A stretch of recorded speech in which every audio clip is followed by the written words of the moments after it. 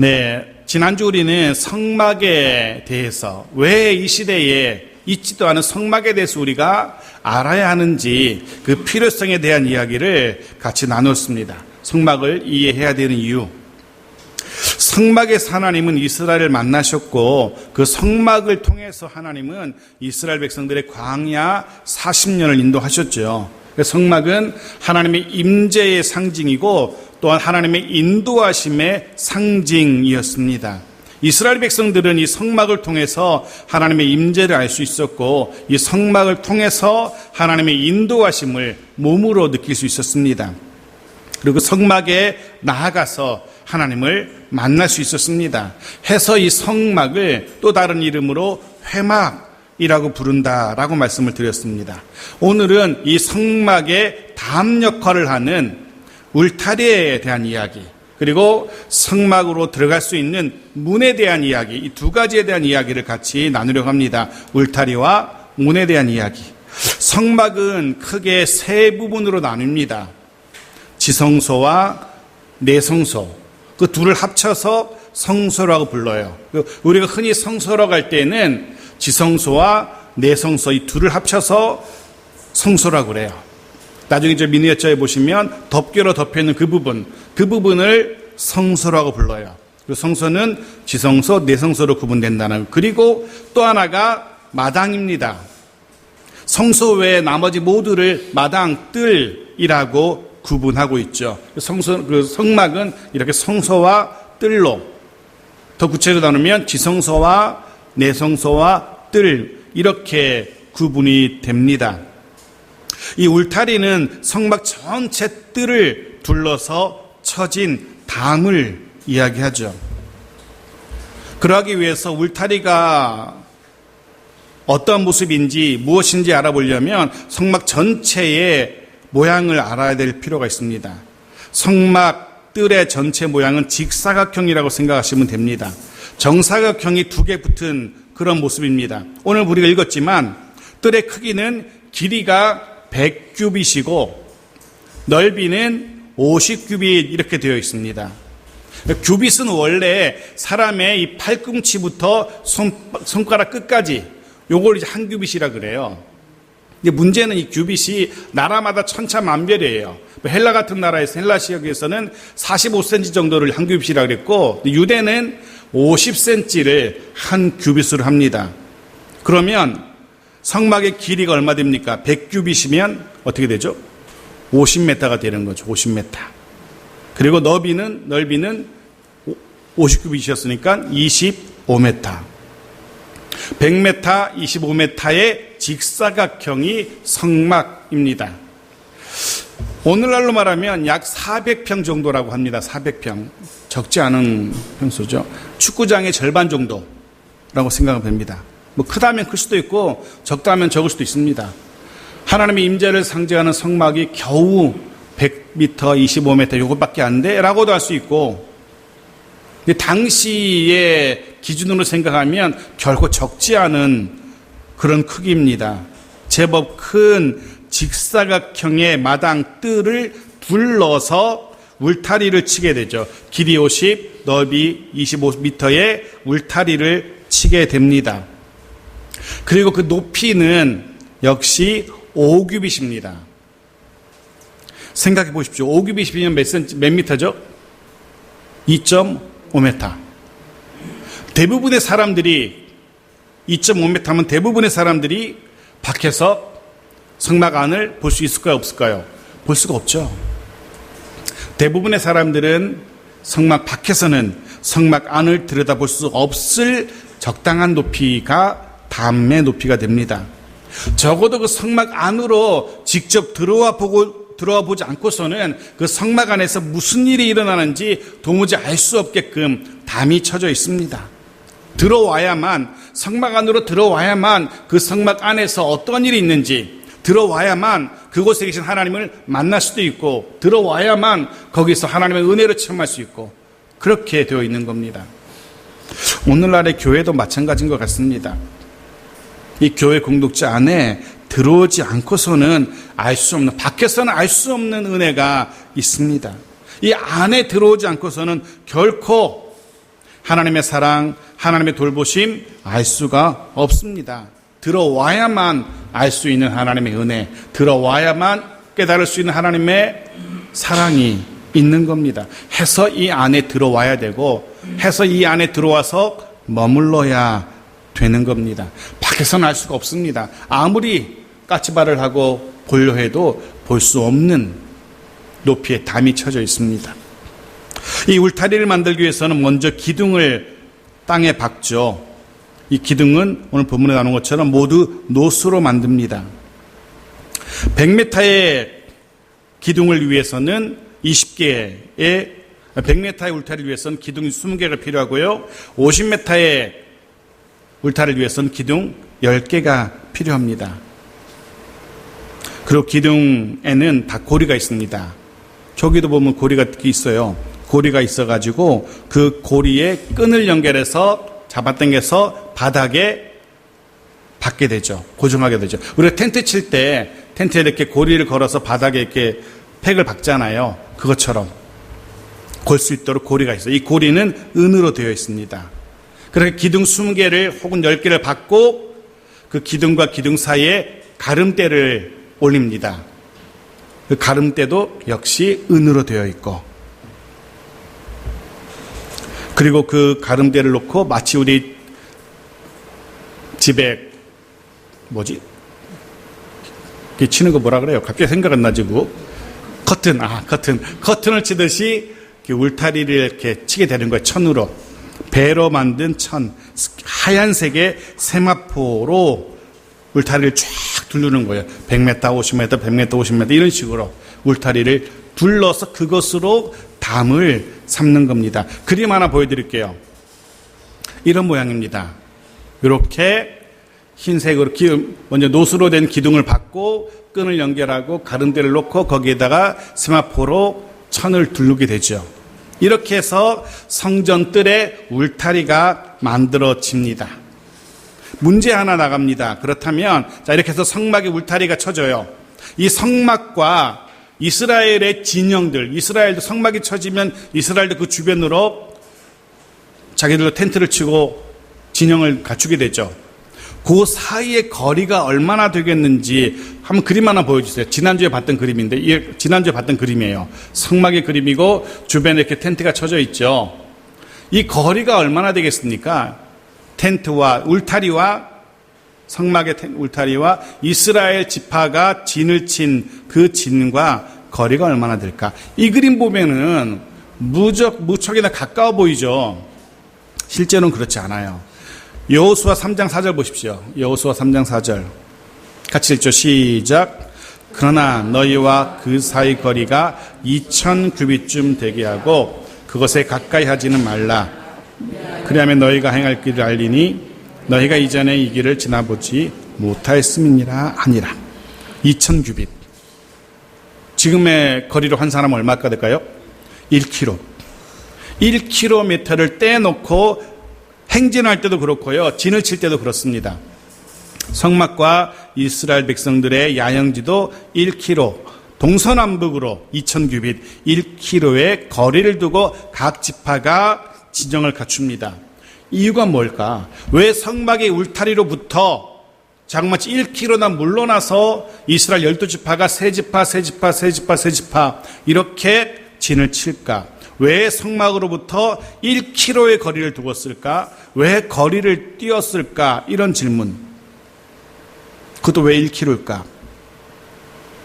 첫 번째 이유는, 그 1km를 둔 이유는 그 거리가 안식일에 걸어도 되는 거리였던 겁니다. 율법으로 그들은 안식일에 걸어야 될 거리를 정해놨어요. 그 이상 걸으면 일하는 게 돼버려요. 그래서 율법을 범하는 게 됩니다. 아무리 예배하러 나온다 할지라도 1km를 넘어서서 예배하러 가면은 그건 율법을 어기는 거예요. 그래서 1km 안쪽으로 잡아놓은 거예요. 더 넘어서 걸으면 안식일의 규례를 어기게 되기 때문에. 자, 그렇다면 그 성막 울타리와 이스라엘 진영과 1km 그 사이에는 무엇이 있었을까? 비워두었을까? 무엇을 두었을까? 앞쪽 그림 한번 더 다시 보여주세요. 앞으로 가서 그림. 저 그림 보시면 울타리와 근접하게 분명히 텐트가 쳐져 있어요. 저 텐트는요, 이스라엘 12지파 텐트가 아니라 레위 지파의 텐트입니다. 레위 지파가 저곳에 진을 칩니다. 이스라엘 12지파는 1km 물러서서 세 지파 동서남북으로 진을 치지만 그 중간 성막 울타리와 이스라엘 지파 그 사이에는요, 그냥 뛰어들지 않고 레위 족속들이 진을 쳐요. 고핫, 게르손, 무라리 지파가 각각 한 면을 맡고 모세 지파와 제사장 지파 각 성막의 동쪽을 맡아서 그렇게 레위 지파가 사방으로 진을 치게 됩니다. 울타리 바로 앞에다가. 왜 그렇게 이스라엘 진영은 저 1km 밖에 있고 그 사이에 레위 지파가 진을 치게 했을까? 이유가 무엇일까? 왜 이스라엘 12지파는 물러나게 하고 레위 지파는 그 가까이에서 성막 울타리를 둘러서 지키고 있을까? 왜냐하면 아무나 함부로 아무 때나 성막에 가까이 하지 못하도록 하기 위함입니다. 그럴 수 있잖아요. 아이들이 예를 들면 공놀이 하다가 공 뻥 차가지고 공이 넘어갈 수도 있잖아요. 가까이 있다면 성막 울타리 근처에서 공놀이 하다가 공이 넘어갈 수도 있어요. 그런 일이 발생하지 않도록 1km를 물러 있었고, 어떤 궁금한 그 젊은 호기심에 궁금하다는 생각 들어서 담을 이렇게 올라갈 수도 있고, 그런 일이 있을까봐 아무나 함부로 성막 가까이 그 울타리에 다가서지 못하도록 1km의 거리를 뒀고, 그나마도 레위 지파를 두어서 완충 역할을 하고 있는 거예요.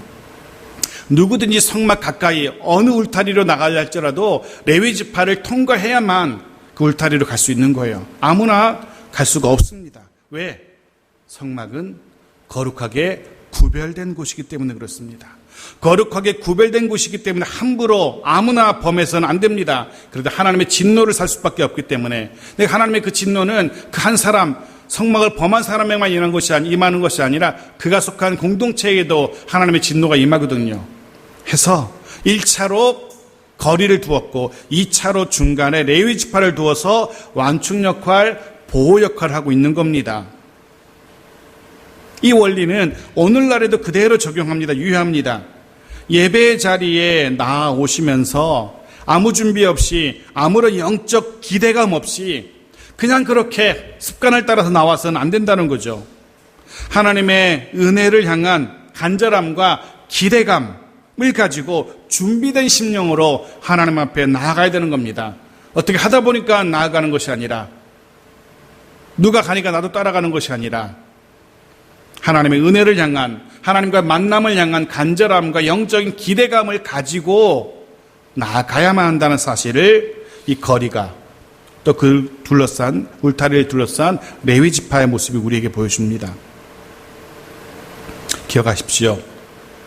아무 마음 없이 함부로 그냥 나올 수 있는 하나님의 임재 앞이 아니라는 사실을 꼭 기억해야 됩니다. 그리고 사실은 성막에 대한 여러분들이 강의나 설교를 들어보셨는지 모르겠지만, 지금도 사실 유튜브나 이런 데 성막에 대한 강의를 이렇게 들어보면은요, 이 재질에 대해서 하나하나 이야기합니다. 노스는 뭘 이야기하고, 은은 뭘 이야기하고, 또 그것의 영적 의미를 막 해석합니다. 가령 울타리의 기둥은 조각목으로 만들고 노스로 쌓아요. 그 위에 만든 갈고리는 은으로 만들어요. 그러면서 이 노스를 이렇게 해석하죠. 노스는 광야에서 불뱀에 물렸을 때 올려다보고 생명을 구할 수 있었던 놋뱀을 상징한다고. 그리고 궁극적으로는 놋뱀이신 예수 그리스도를 상징한다고 그렇게 가르치기도 합니다. 그리고 은은, 갈고리를 만들 때 그 은은 20세 이상의 성인 남자들은 이후에 하나님께 생명의 속전을 바쳐요. 원래 광야에서 20세 이상의 모든 사람들이 다 죽었잖아요. 하나님의 징계로. 근데 살아남은 자리, 그 이후에 20세 넘은 사람들은, 내가 20살이 넘었는데도 살아남았구나. 그러면 나를 살려주신 하나님께 감사하면서 속전, 생명에 대한 값으로 성전에 돈을 드려야 돼요. 그렇게 은을 드립니다. 그래서 이 은은 예수 그리스도를 통해서 얻게 되는 새 생명을 의미한다라고 이런 식으로 해석해요. 둘러싼 새하얀 세마포는 구원받은 성도의 성결함, 깨끗함을 의미한다는 식으로 일리는 있습니다. 일리는 있지만 그렇게 해석하기 시작하면은 머리가 빠개집니다. 하나하나 그런 식으로 다 하다 보면 제 개인적인 생각은 좀 지나친 해석이 아닌가라는 생각이 들고요. 흔히 하는 말로 코에 걸면 코걸이고 귀에 걸면 귀걸이처럼 해석하기 나름인 것 같아요. 중요한 것은 노시 뭘 의미하고 은이 뭘 의미하고 흰색은 뭘 의미하고 이런 것보다 이 울타리의 용도, 왜 이 울타리를 쳤고 그 의미는 무엇인지 그런 것들이 중요하지 그 재질 하나하나의 의미를 부여하는 건 그건 좀 지나친 해석인 것 같아요. 해석을 위한 해석인 것 같아요. 자, 그렇다면 정말 중요한 것, 이 울타리가 어떤 역할을 하는지 그 의미가 무엇인지를 알아야 됩니다. 말씀드린 것처럼 울타리는 아무나 나올 수 없도록, 아무나 들여다볼 수 없도록, 즉 안과 밖을 나누는 기준이 됩니다. 안과 밖을 나누는 기준이 됩니다. 이 울타리는 구별됨을 의미해요. 울타리는 세속과 신앙, 죽음과 생명, 저주와 복, 지옥과 천국, 쭉정이와 알곡, 염소와 양 이런 것들의 구별을 의미합니다. 성막 안쪽은 신앙의 영역이고 생명의 영역이고 복과 축복의 영역을 의미합니다.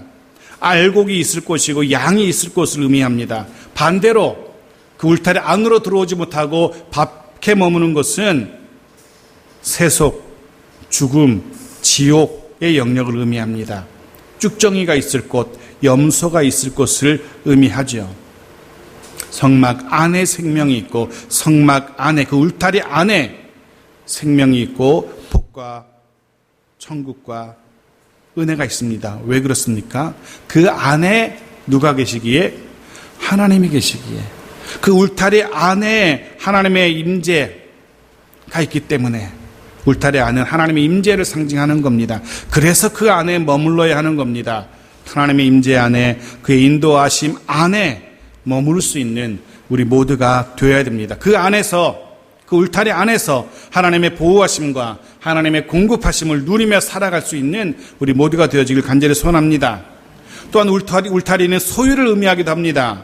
누군가가 땅을 산다고 합시다. 땅 사고 나서 어떻게 합니까? 담을 치잖아요. 담을 만들어 치고 그 안쪽은 내 땅이라고 선포하는 거죠. 그 안은 주인의 것, 주인의 영역입니다.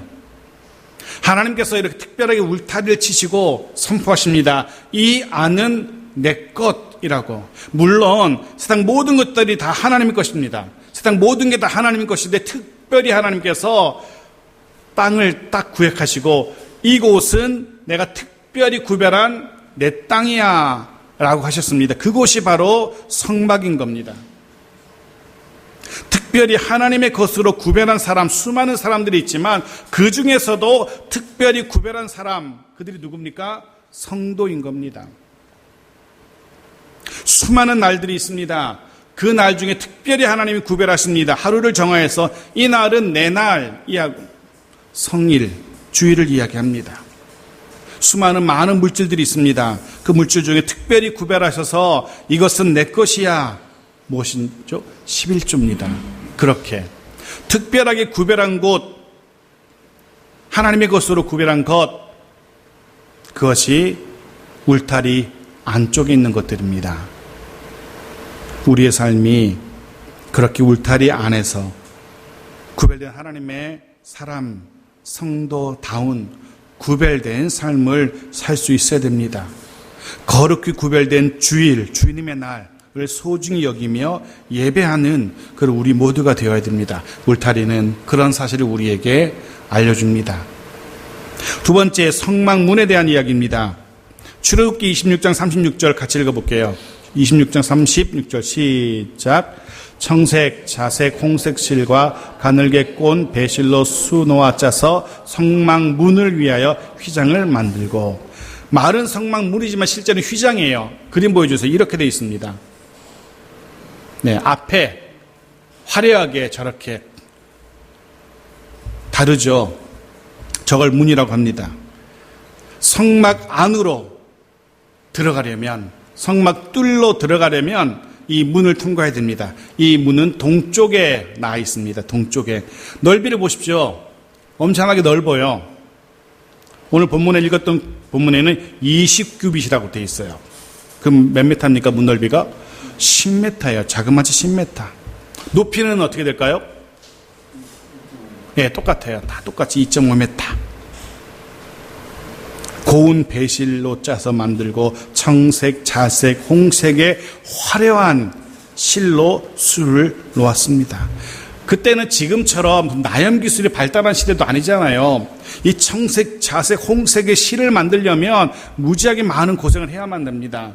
값도 만만치 않아 엄청났을 거예요. 그 실로 술을 놓아서 이렇게 성막문의 휘장을 만듭니다. 이 문은 밖에 있는 모든 세상적인 것들, 더러운 것들이 성막 안으로 들어오지 못하도록 막는 역할을 하면서 동시에 제물을 가지고, 희생의 제물을 가지고 피를 통하여 하나님께 나아가서 하나님을 만나고 하나님과 화목하기를 원하는 사람들이라면 들어갈 수 있는 기회를 제공하는 것이 바로 이 문입니다. 울타리는 찍고 들어갈 수 없지만 이 문은 열려져 있어서, 늘 열려져 있어서 원하는 사람은 아무 때나 들어가서 하나님을 만나고 그 하나님께 예배할 수 있는 문이 바로 이 문입니다. 자, 로마서 6장 23절을 보겠습니다. 같이 읽죠. 시작. 죄의 삭은 사망이요 하나님의 은사는 그리스도 예수 우리 주 안에 있는 영생이니라. 아멘. 하나님은 죄의 결과를 무엇이라고 말합니까? 사망이라고 말합니다. 다른 선택지가 없어요. 죄의 결국은 사망 딱 하나밖에 없습니다. 그런데 하나님은 이 사망, 심판 가운데 자비를 베푸십니다. 모두가 다 죄의 결과로 사망에 이르러야 되는데 하나님께서 문을 하나 만들어 놓으신 거예요. 무슨 문을 만드셨습니까? 죄인이 그 죄를 용서받을 수 있는 문을 하나 만들어 놓으신 거예요. 모두가 다 그 죄 때문에 사망에 이르러야 되는데 긍휼을 베푸셔서 문을 하나 만들어 놓으시고 그 문으로 들어오기만 하면 죄를 용서해 주신다는 문을 만들어 놓으신 거예요. 그러기에 이 문이 있다는 사실은 기쁜 소식이 아닐 수 없습니다. 문이 있다는 사실은 우리가 하나님께 이룰 수 있다는 희망을 우리에게 가져다 주지 않습니까? 소망을 주지 않습니까? 하나님께 이룰 수 있는 이 문은 만들어 주셨다는 것, 그 문으로 들어가면 죄를 용서받을 수 있다는 것, 그럴 문이 있다는 것, 우리에게 소망이 있는 것이고 해서 그것은 복음이라고 할 수 있을 겁니다. 다 죽을 수밖에 없는데 도무지 빠져나갈 탈출구가 없는데 저쪽에 문이 하나 있어요. 그 문으로 들어가면 살 수 있답니다. 복음이죠. 때로 살아가다 보면, 이 세상 살아가다 보면 꽉 막힌 길을 걷게 될 때 있습니다. 도무지 헤쳐나갈 수 있는 문이 없는 것처럼 문을 발견하지 못하고 해서 막힌 길, 막힌 인생, 막힌 문제들, 이런 것들이 우리를 무척이나 힘들게 하죠. 빠져나갈 문을 발견하지 못해가지고 나아갈 문을 발견하지 못해서 답답하게 됩니다. 우리를 짜증나게 합니다. 우리를 화나게 하고요, 한숨 쉬게 합니다. 이런 것들이 우리 인생을 버겁게 합니다. 그런데 하나님께서 그런 우리 인생 가운데 문을 하나 열어주십니다. 그 문으로 들어가면 길이 열립니다. 새로운 길이 열립니다. 그 문으로 들어가면 문제가 해결되고요. 그 문으로 들어가면 생명을 얻게 되고요. 그 문으로 들어가면 기쁨과 안식을 누릴 수 있는 문을 하나님께서 열어두십니다.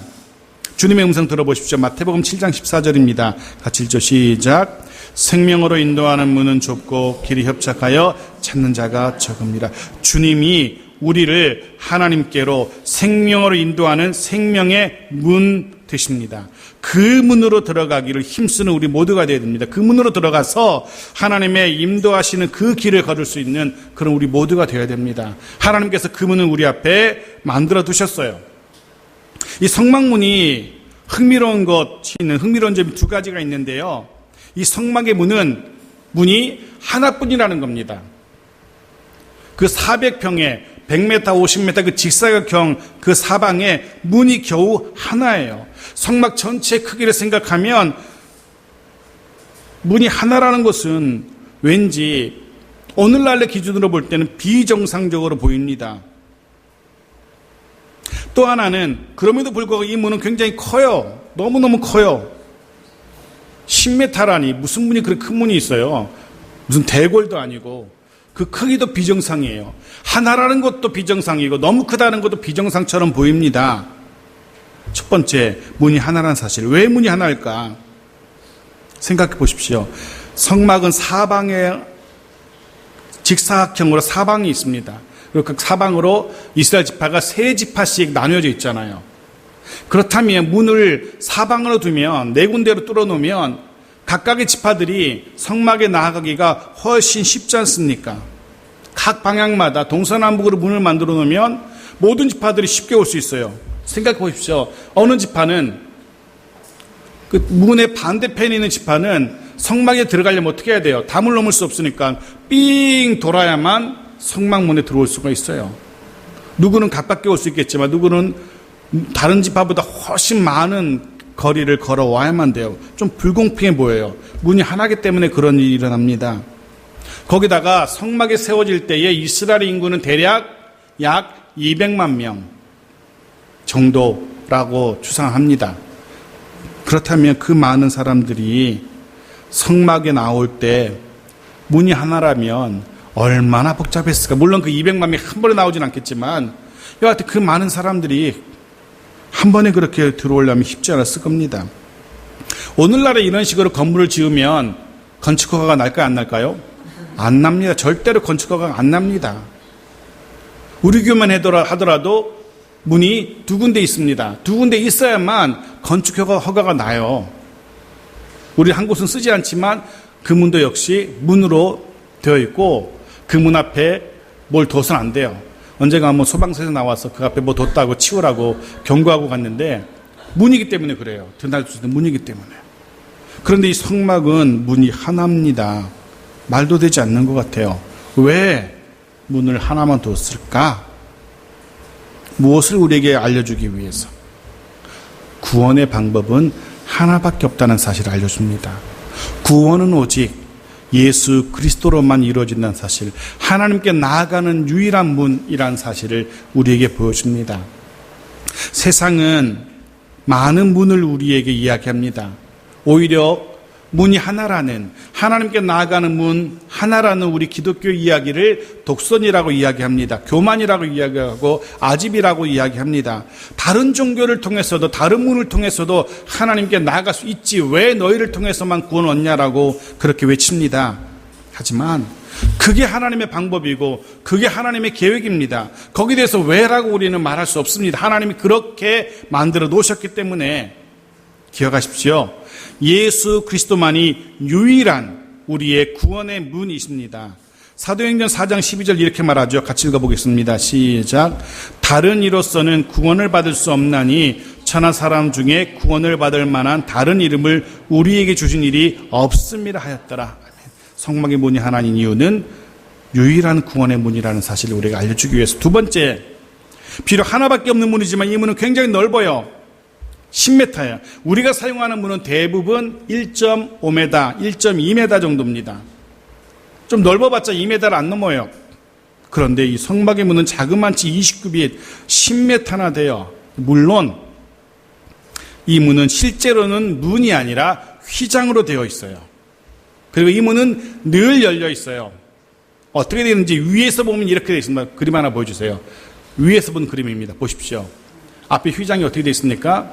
울타리와 간격을 두고 앞에 쳐져 있죠. 예. 문이 그래서 늘 닫혀 있는 게 아니에요. 휘장은 저렇게 쳐져 있고 늘 쳐져 있고 그 뒤로 이렇게 돌아 들어갈 수 있도록 이렇게 되어 있는 겁니다. 10m나 되는 휘장. 문은 저렇게 되어 있습니다. 하지만 문의 의미를 따져볼 때 구성은 저렇게 실제로 문은 저렇게 되어 있지만 그 10m나 되는 휘장의 문의 의미를 살펴보면 이런 겁니다. 들어가는 문은 하나라서 불편할지 모르겠지만 들어가기 원하는 이들이라면 누구든지 그 문으로 들어갈 수 있다는 사실을, 10m라는 20규빗이라는 것이 바로 그걸 상징하는 겁니다. 원하는 사람은 누구든지 들어갈 수 있다는 사실을 상징적으로 보여주는 겁니다. 이 문은 원하는 자는 누구든지 들어갈 수 있습니다. 좁아서 못 들어갑니다. 전 뚱뚱한데 이 문은 너무 좁아서 못 들어가요. 핑계할 수 없는 겁니다. 두 사람 세 사람 막 겹쳐 들어가면서 좁아서 나는 포기할래, 이렇게 핑계할 수 없도록 10m라는 상징적인 치수를 우리에게 주는 겁니다.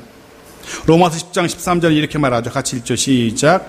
누구든지 주의 이름을 부르는 자는 구원을 얻으리라. 누구든지, 원하는 사람은, 들어가기를 원하는 사람은 누구든지 들어갈 수 있도록 넓게 해놓은 겁니다.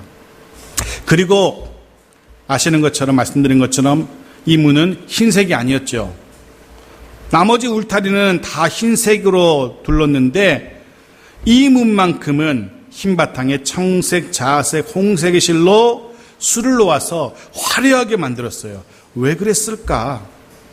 왜 그랬을까? 왜 다른 울타리는 흰색으로 했는데 이 문만큼은 이게 화려하게 술을 놓았을까? 어떤 이들은 이 색 하나하나의 의미를 다 부여해요. 청색은 무슨 의미고, 자색은 무슨 의미고, 홍색은 무슨 의미고 해석을 그렇게 해요. 예를 들면 청색은 하늘의 색이라서 그리스도가 하나님의 아들이심을 보여준다. 자색은 왕의 색이어서 그리스도가 만왕의 왕임을 보여준다. 홍색은 땅의 색이고 피의 색이어서 그리스도의 죽으심을 보여준다라는 식으로 해석하는데요, 그 역시 좀 지나친 해석인 것 같아요. 지금도 그렇게 해석하시는 어르신 목사님들이 계시긴 해요. 또 그런 분들에게 배워서 지금도 이렇게 해석하시는 분이 계시긴 한데 그건 역시 좀 지나친 해석이라는 사실을 알아두시고요. 당시에 구할 수 있는 최고급의 실로 술을 놓았다는 것만 알아두시면 돼요. 그렇다면 왜 성막의 문은 이렇게 화려하게 술을 놓았을까? 똑같이 흰색으로 세마포로 그냥 문을 막았어도 되는데 왜? 눈에 쉽게 띄라고. 눈에 쉽게 띄라고. 문을 찾는 사람이라면 누구든지 여기가 문이구나 알 수 있도록, 발견할 수 있도록 화려하게 만들어 놓은 겁니다. 멀리서도 이 문은 확 눈에 띕니다. 색을 화려하게 구별한 이유가 바로 이것입니다. 같은 흰색의 천을 둘렀다면 아무 생각 없이 지나가는 사람은 찾지 못하고 뺑뺑 계속 돌 수도 있어요. 똑같은 울타리처럼 보이니까 흰색으로. 하지만 너무나도 분명하게 구별되는 색감의 문이었기 때문에 누구든지 찾을 수 있고 들어갈 수 있고, 찾는 사람이라면, 들어가려고 하는 사람이라면 누구든지 찾을 수 있고, 어린아이도, 눈이 좀 안 좋은 노인들도 얼마든지 찾을 수 있고 들어갈 수 있도록 문을 화려하게 해놓은 겁니다. 어떤 사람은 시력이 좀 안 좋아서 같은 흰색이면 못 찾고 지나칠 수도 있잖아요. 뺑뺑 돌 수도 있어요.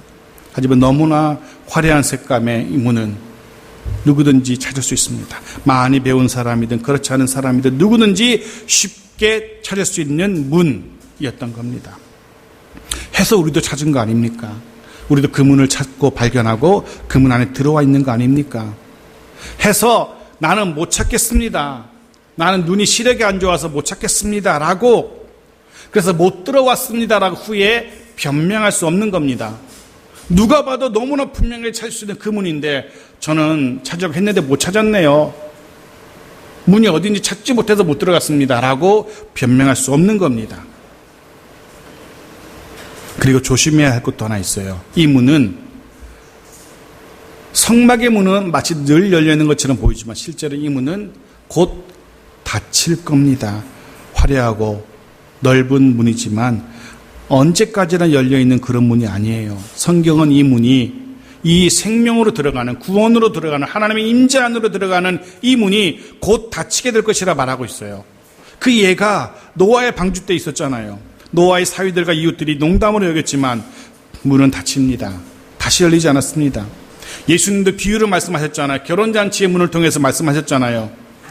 미련한 5처녀는 닫힌 뒤에 들어왔지만 절대 열리지 않습니다. 찾기 쉽고 들어가기 쉽지만 일단 한 번 닫히면 더 이상 열 사람이 없는 문입니다. 계시록 3장 7절은 이렇게 말해요. 같이 읽죠. 시작. 빌라델비아 교회 사자에게 편지하라. 거룩하고 진실하사 다윗의 열쇠를 가지시니 곧 열면 닫을 사람이 없고 닫으면 열 사람이 없는 그가 이르시되. 이 문은 한 번 열면 닫을 자가 없고 일단 닫힌 문은 열 수가 없습니다. 그때 가서 변명하고 핑계하고 후회해봤자 소용이 없는 겁니다. 성막문에 대한 이야기입니다. 말씀을 정리합니다. 마칩니다. 사랑하는 성도 여러분, 꼭 기억하십시오. 이 문은 곧 닫힙니다. 우리는 지금 들어와 있다라고 안심하고 마음 편히 가질 게 아닙니다. 언제 닫힐지 이 문 안으로 아직 들어오지 못한 사랑하는 우리 가족들, 친지들, 이웃들, 그들을 불쌍히 여기고 그들이 속히 들어올 수 있도록 문 닫히기 전에 속히 이 문 발견하고 들어올 수 있도록 우리가 애써야 돼요. 그들의 손을 붙들고 그 문 안으로 들어와야 돼요. 이 광야에 세워졌던 이 성막은 아주 견고하게 만들어집니다. 광야 40년의 그 모진 광야의 바람과 돌풍을 맞고서도 거뜬하게 견뎌낸 것이 이 성막입니다. 바람도 성막을 향해 불었고 폭풍도 성막을 향해 거세게 불었지만 이 성막은 무너지지 않았고 넘어진 적이 없습니다. 무엇을 이야기해 줍니까? 이스라엘의 진친 곳 중에서 가장 안전한 곳은 이 성막 안이었습니다. 성막 안, 가장 안전하고. 그래서 다윗은 이렇게 노래해요. 같이 읽고 말씀을 마무리하겠습니다. 같이 읽죠. 시작. 지존자의 은밀한 곳에 거하는 자는 전능하신 자의 그늘 아래 거하리로다. 내가 여호와를 가리켜 말하기를 저는 나의 피난처요 나의 요새요 나의 의뢰하는 하나님이라 하리니 천인이 내 곁에서 만인이 내 우편에서 엎드러지나 이 재앙이 내게 가까이 못하리로다. 내가 말하기를 여호와는 나의 피난처시라 하고 지존자로 거처를 삼았으므로. 아멘. 이 다윗의 고백이 우리 모두의 고백이길 간절히 소원합니다. 이 성막은 그리스도 예수를 생각나게 합니다. 그리고 앞으로 또 깨닫게 되겠지만 이 성막을 통해 알게 되듯이 성막 안에 있는 자들만이, 그리스도 예수 안에 있는 자들만이 영원토록 안전하고 영원토록 보호를 받게 될 겁니다. 주님은 오늘도 이 땅의 모든 사람들이 이 문 안으로 들어오길 원하십니다. 수고하고 무거운 짐진 자들아 다 내게로 오라. 내가 너를 편히 쉬게 하리라. 초대하고 계십니다. 기억하십시오. 혹 사단이, 세상이 다른 길을, 다른 문을 우리에게 이야기한다 할지라도 그 모든 길들은, 그 모든 문들은 거짓입니다. 오히려 그 길은, 그 문은 우리 사람들을 영원한 멸망으로 이끌어 갈 겁니다. 생명의 문으로 들어가는, 구원의 문으로 들어가는 이 땅의 모든 사람들이 되기를 원합니다. 이미 이 문 안에, 이 울타리 안에 들어와 있는, 생명의 문 안에 들어와 있는 우리들 늘 감사하면서 구별된 곳에 들어와 있는 사람답게, 구별된 사람답게 하나님의 보호하심과 하나님의 공급하심을 누리며 그 속에서 늘 감사하며 살아갈 수 있는 우리 모두가 되어지기를 주의 이름으로 축원합니다.